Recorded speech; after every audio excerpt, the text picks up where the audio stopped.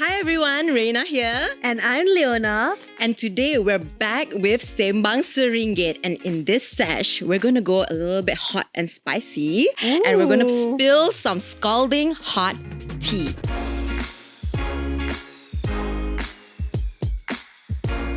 We're going to play No Cap or Seringgit. The first question is, how much did you earn at your first job? My first job was at AirAsia as a social media executive, and I earned, I think, like 3,000 ringgit. This was before I went to uni, so I did 1 year as their intern, and then the following year when I came back, they were like, "We'll hire you." I'm like, "Okay." So I was working there, and then when I did my first part-time job in UK, it was like £13 an hour, and I worked as a waitress, so like 60 something ringgit. How much did you earn in your first job? My first true job was actually during my chambering. And I earned like a measly 1,500. Not to say I don't appreciate my previous boss, like just in case he watches, he's like, hi. I do appreciate all of the information and teachings that you shared with me when I was like a noob. So next question, have you ever promoted a product that you didn't believe in and you did it just for money? Not that I can think of. I may have in the past, but right now my principles is to only work with brands that align with like my personal like values. But not everyone can like promote products that they like because there's not that many work opportunities, right? So I say like I'm in a privileged position where I can pick and choose what I want to work on. That's a good answer. Have you? I am lucky because I didn't gain like the followings I had early in life. So I already had like a steady job. I already have a steady income and everything. So I was pretty financially secured by the time I went into influencing. My husband was like, babe, you don't have to work. And he's like, I'm gonna like take care of you. You just do what you want. So in the end of the day, I just started like doing online work. So this is another like sensitive question. How much do you have in your savings? I'm not gonna answer that. I'm gonna put a seringgit down. Okay. What about you? This is all like really private. Yeah, this is like personal and security reason. Yeah, man. No. Moving on to the next question. Will you still be an influencer or like still create content if you weren't making good money from it? Okay, I would say yes. With social media and the kind of information that you can actually push out nowadays, I feel like it brings way more of an impact than one sole like lawyer could do. So in that sense, I'll keep doing it just because I just feel that like you can just give share. back. Yeah, exactly. What about you? I would still be an influencer because I think what we have in common is that we genuinely enjoy doing what we're doing and it's not for the purpose of money. Yeah. Earning money from it is just a bonus. Exactly. Right? With social media and your ability to like share, you actually help out so many people out there. What you do is amazing. Thank you so much because things like this is what keeps me going. But honestly, I freaking love your attitude online. I love that kind of like rock and roll, whatever goes, let bygones be bygones and move forward. I feel like we need that kind of like positive impact for our future generations. Also, right, if you think about it, right, do you think 1 ringgit can actually give you financial freedom? No, but it can give you data freedom. Exactly, right? Get creative online, guys. Like, get that bag. Anyone can be an influencer in this day and age if you guys have data. So what is your worst financial decision that you've ever made in your life? I feel like I can't really like pinpoint one decision. I was actually earning money as an influencer. It was kind of exciting because like your first taste of financial freedom, I was just really like boros. To be able to buy something without having to ask my parents, I was like this. Yeah! I feel like my worst financial decision was probably like not saving at that time. I'm gonna share this story and it's tea. I've never actually talked about it in public before. I actually invested in a good friend's business. She was a really, really good friend of mine. She came up with this idea to do like a travel agency and whatnot and had connections. My mistake was I didn't look into all of the nitty-gritty details. Because she's your friend, so you're Yes. like, I trust that you have it sorted. Yes. And sometimes when I would like ask details of the question, She got sensitive? yes. And that should have been a red Red flag. flag. Sis was young and naive and I didn't want to ruin the friendship. So I invested a lot of money into it. And She disappeared? no, thank God. To this day, thank the lucky stars that I studied law. At least I had the enough sense Yeah. to actually make sure that all of the money that I transferred and everything had like a contract and everything. But the not nice part is that I had to sue my former friend. So this next question is going to be like, I don't know if you're going to answer, but who do you think is the most overpaid influencer in your niche? To be honest, it's not my question. I'm not this nosy. I have to ask this question. I would just like press the bell simply because I'm the kind of person who only like cares about myself. So I don't actually know how much other influencers are getting paid. Same here. So I would hope that we're all like market rate.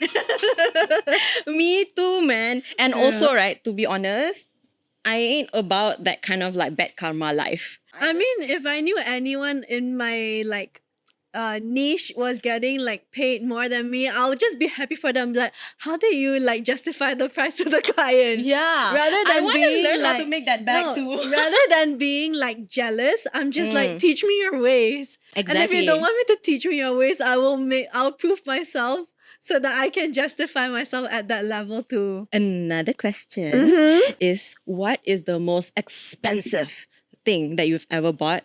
And okay, like if you don't want to go into details, tak apa tau. Yeah. But how much was it? It was probably like it's not a thing that I bought, but the thing that I spend most on that I can think of right now was my mom's 50th birthday party. And do it was tell. my gift to my mom where she invited 50 of her friends and then we had it at like W Hotel.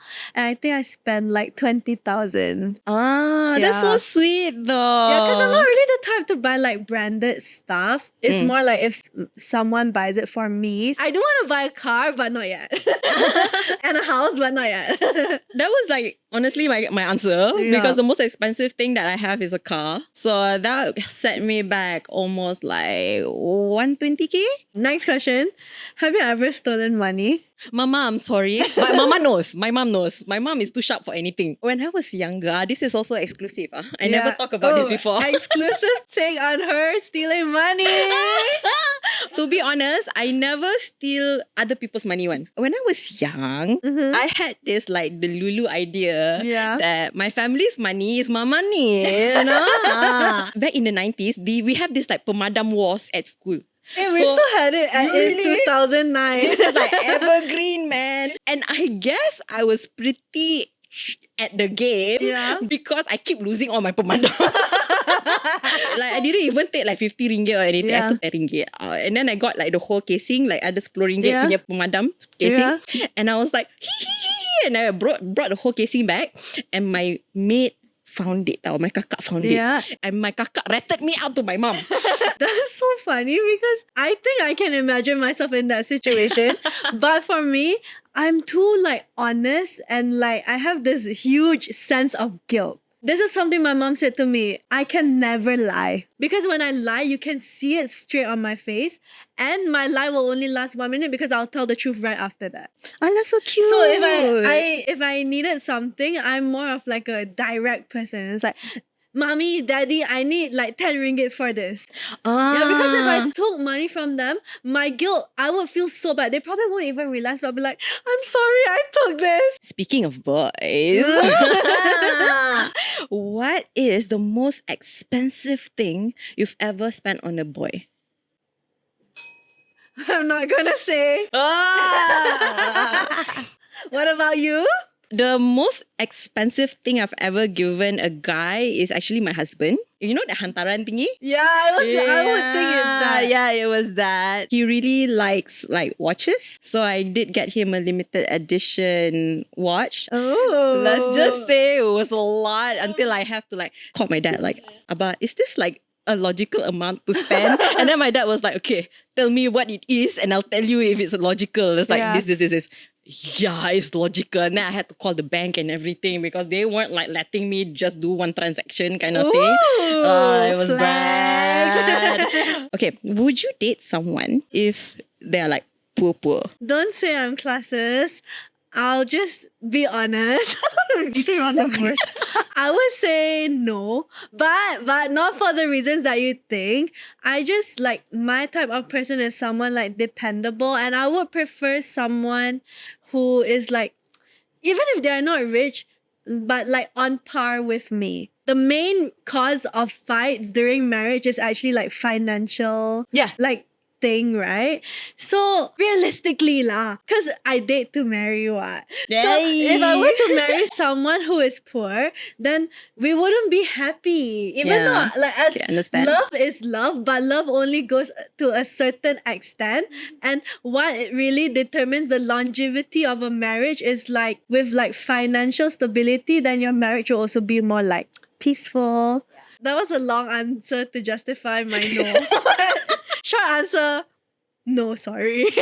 No, but it was a very good answer. Like honestly, I actually talk about this a lot because my major work experience is actually divorce and marriage, both civil and Sharia, and that's very correct. I think the major thing that is a strain for a lot of marriages is that financial aspect. Yeah. And when people say like money doesn't buy happiness, like technically it doesn't, but it hella facilitates it lah. Yeah, true. So that's the thing. I think that whole concept of sekufu, if you know, you know. Yeah, that is really important because in the end of the day, right, a very important question is, what is your standard? Because the thing about it is that financially secure can mean different to different people. Yes. And this is the thing where people always fight about.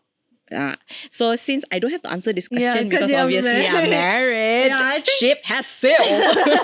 Okay, the next question is, what is your advice for first jobbers? Okay, to the young people out there, I would say go and try any job you want to do, and you can do anything, but make sure you do it like genuinely, like seikhlas hati. Yeah. Because then work won't feel that tiring. In this world, the reality is life is all about networking. So your first job is basically your first step into the world. So just do it seikhlas hati and gain the connections that you need, and you will slowly rise. How to stay in a job for a long time is to genuinely like it, because you're going to do it for the rest of your life. Would you rather do a job that you like and pay less, or a job you don't like and pay more? I would say a job that I like but pay less, because your happiness is more important than your money. Yeah, you can earn money anywhere, but you cannot find a happiness anywhere. What's your advice? I think I'll just build on to what you said, because that was like perfect already. So there's two things, especially for young people, right, that I would like you guys to really think about. The first thing is what you are good at.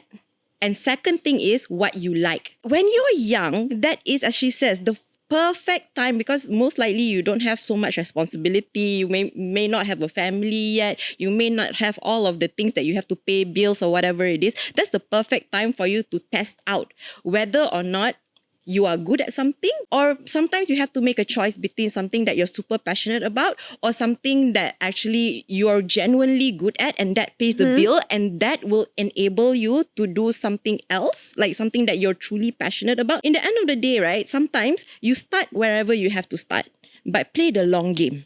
Because as she said, you're going to do it for the rest of your life. Okay, last question.